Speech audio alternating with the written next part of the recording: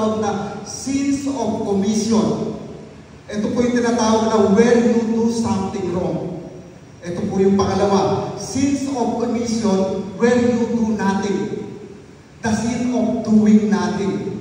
Kaya kapag ka po, ito yung let the sin begin, kapag ka yung mga nakikinig sa nakikita ko yan, kasalanan po yan. Kasi sumasamba sila sa Diyos-Diyosan. Ano ang ibig sabihin nito? The sin of commission, ito po yung merong aksyon na ginawa ka.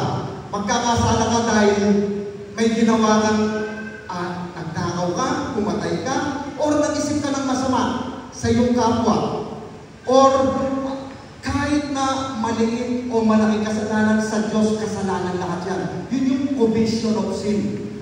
Meron kang ginawa. Ito po ang mabigat, yung commission. The sin of commission. Anong ibig sabihin nito? Wala kang ginawa.